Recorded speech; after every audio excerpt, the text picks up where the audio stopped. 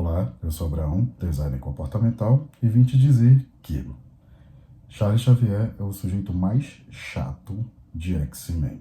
Ou era o sujeito mais chato de X-Men até essa temporada que ele se transforma completamente. Essa temporada não é seriado, ok? Essa temporada de quadrinhos está fenomenal, em que eles formam uma ilha, Krakoa, que já é bem conhecida, só que mostra quem é o Charles Xavier, que ele manipula as pessoas desde o início. Manipulação é complicada, e é o tema do vídeo de hoje, porque a manipulação dele é a manipulação final, como está no título. Ele tem um objetivo. O objetivo é, agora que ele aprendeu que humanos e mutantes não podem viver juntos, como Eric Lenscher tinha razão, o Magneto, inclusive o Magneto está com ele em Krakoa, ele entendeu que o que ele pode fazer? Salvar os mutantes num país específico, com regras específicas, e isso é interessante, só que tem um problema. Todo mundo vai ter que viver lá. Tu não tens liberdade. Se tu és mutante, tu vais para a ilha. Fim. Acabou a discussão. Quando isso acontece, quer dizer que ele não é mais o sujeito bonzinho que ele tentava ser. Mas, voltando, eu estou te contando agora para tu saberes que as coisas podem mudar. Ele é o sujeito que eu menos gostava, isso pode não te importar, porque ele gostava dessa ideia de que as pessoas podiam viver todas juntas, se compreenderem. E como ele fazia isso? Manipulando o pensamento das pessoas. Então as pessoas podem viver juntas? Não. Aparentemente elas têm que ser convencidas de que elas devem viver juntas, e ele acalmava as pessoas, diminuía os sentimentos, convencia as pessoas vendo a história de vida delas, dentro da cabeça delas.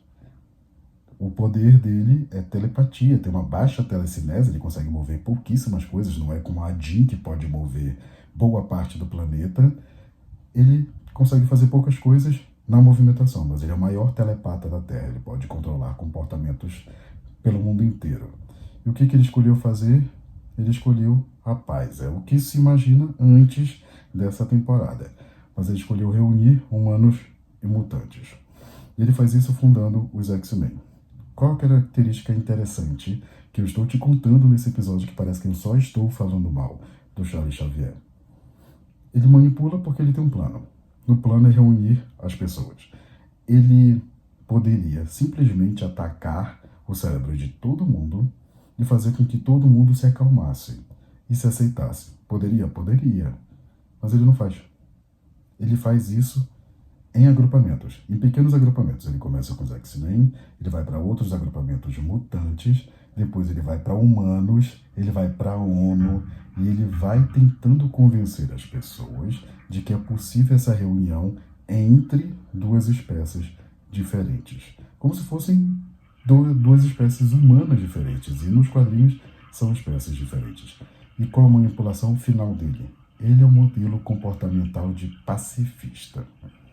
Ele manipula o comportamento dos outros em pequenos agrupamentos para que isso gere um vírus pacífico. Ou seja, que as pessoas aos poucos vão entendendo que é possível essa reunião entre mutantes e humanos.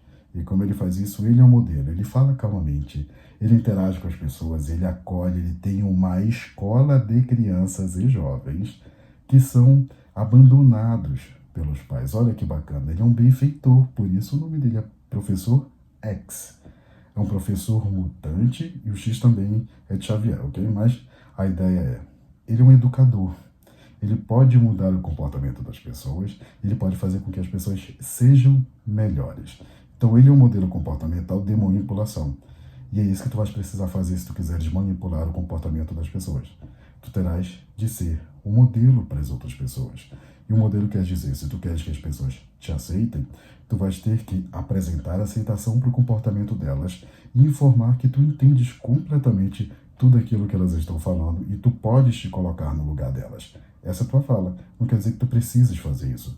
As pessoas vão se sentir tão bem acolhidas que elas vão começar a prestar atenção em tudo que tu falas. E quando tu falares alguma coisa que elas não concordarem, elas nem vão perceber.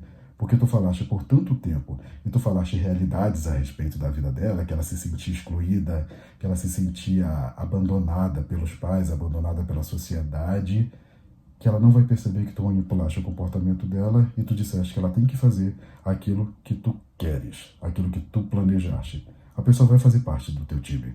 A pessoa vai fazer parte da tua equipe porque tu foste uma das únicas entidades no mundo que acolheste. Então tu vais ser a figura paterna e modelo para o padrão comportamental do indivíduo e ela vai ficar submissa a isso. Essa pessoa vai ficar submissa e vai fazer parte do teu plano por muito tempo. Então, a manipulação final, que eu estou te falando no episódio de hoje, que é o final da semana, é justamente que, primeiro, tu tens que manipular o teu próprio comportamento, que foi o que eu falei durante todos os outros episódios. Segundo, é que tu tens que ser um modelo comportamental daquilo que tu estás pregando. Não como Magneto, que ele é o modelo comportamental da certeza, segurança e medo. O professor X, professor Xavier, ele é o modelo comportamental da reunião e submissão à vontade dele. Ou seja, as pessoas se colocam disponíveis a ele. Não fazem isso com o Magneto. Ninguém vai se ofertar para ser amigo do Magneto. Com o professor X, sim, porque o modelo comportamental dele é completamente diferente. E tu vais obedecer quem? O professor Xavier ou o Magneto? Comenta no formulário abaixo. Críticas, comentários, é só mandar. Ok? O link dos meus trabalhos também está abaixo. Abraço.